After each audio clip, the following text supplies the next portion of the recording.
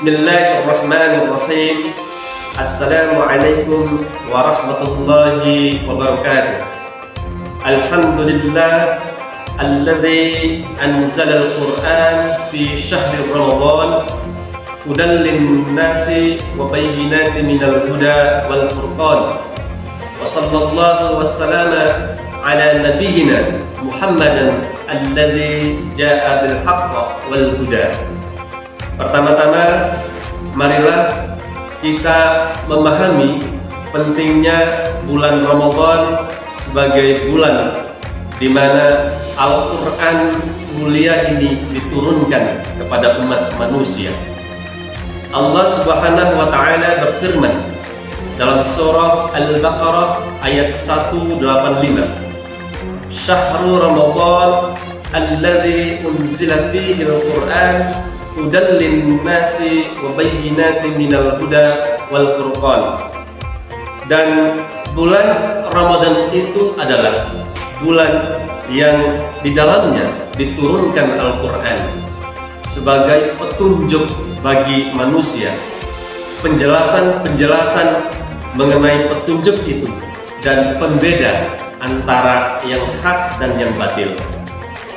Nuzulul Quran bukanlah sekedar kejadian historis, tetapi sebuah peristiwa yang mengandung banyak hikmah dan pelajaran untuk umat manusia, termasuk hubungannya dengan ilmu sains. Dalam konteks ini, mari kita telaah beberapa aspek penting.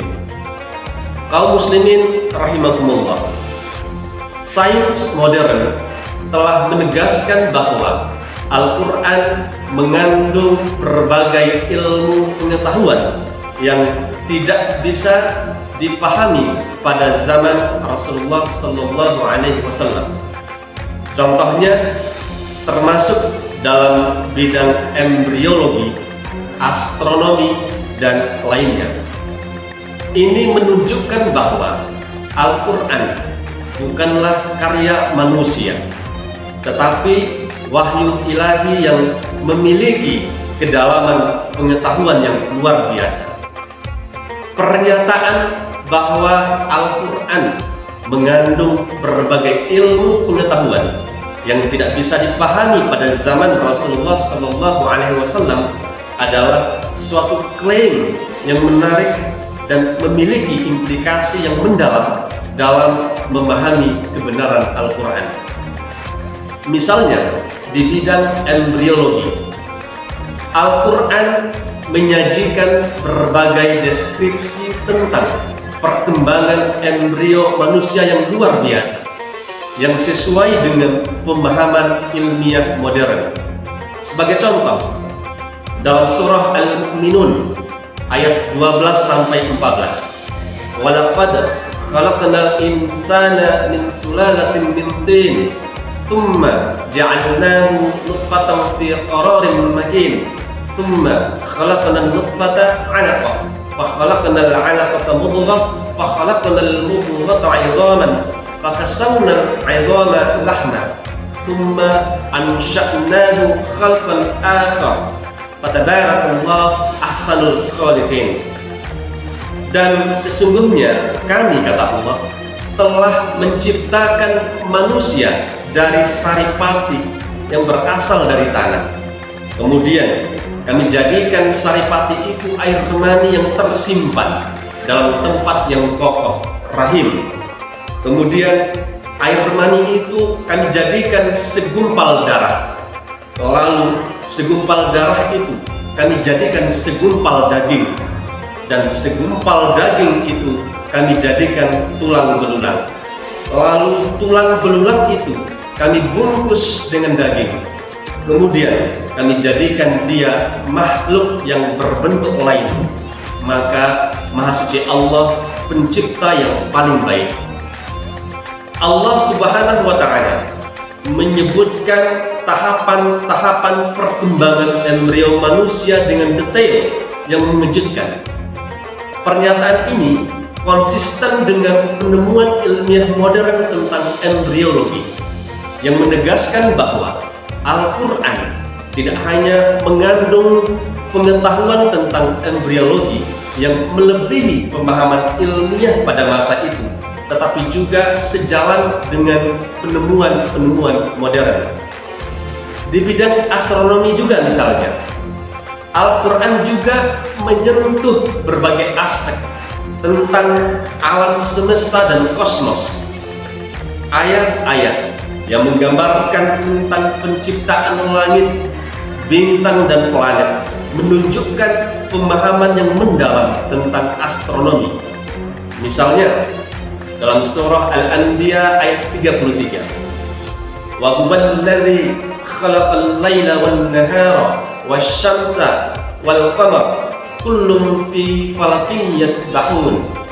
Dan dialah yang menciptakan malam dan siang, matahari dan bulan, masing-masing dari mereka beredar di dalam orbit yang telah ditetapkan.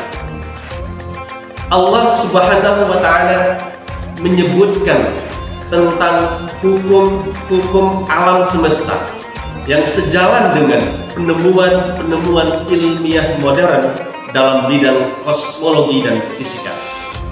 Kaum muslimin rahimakumullah, implikasi dari keajaiban nuzulul Quran ini adalah bahwa Al-Quran bukanlah karya manusia biasa, tetapi wahyu ilahi yang memiliki kedalaman pengetahuan yang luar biasa.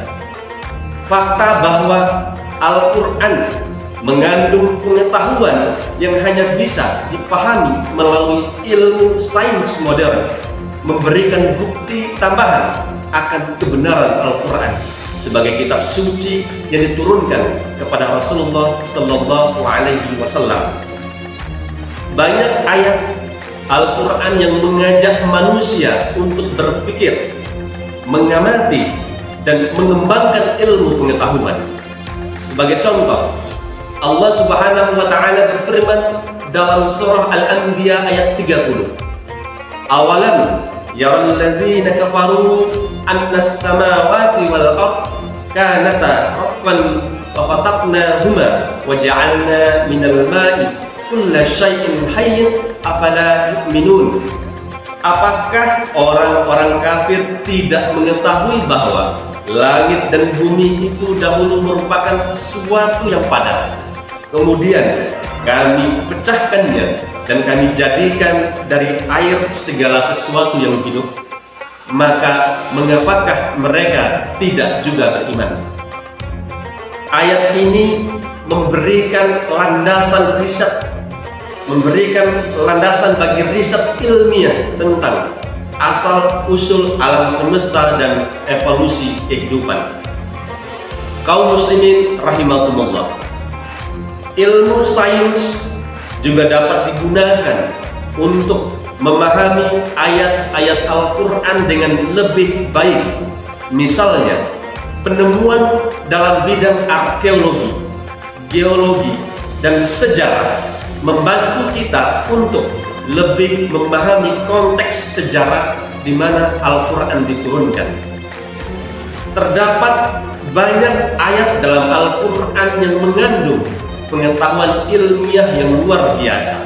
Misalnya, Al-Quran telah menyebutkan tentang struktur dan pembentukan alam semesta, proses pembuahan manusia, dan fenomena alam lainnya yang baru diketahui oleh ilmu pengetahuan modern.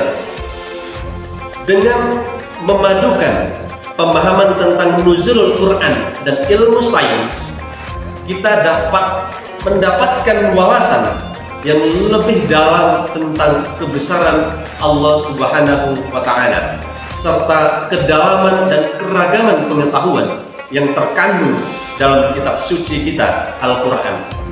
Semoga kita semua dapat menggali dan memahami hikmah serta keajaiban yang terkandung dalam Al-Quran serta terus mengembangkan ilmu pengetahuan demi kemaslahatan umat manusia. Aqulu qauli hadza wa astaghfirullah li wa lakum. Wabillahi taufiq wal hidayah wa ila aqwamit thoriq. Assalamu alaikum warahmatullahi wabarakatuh.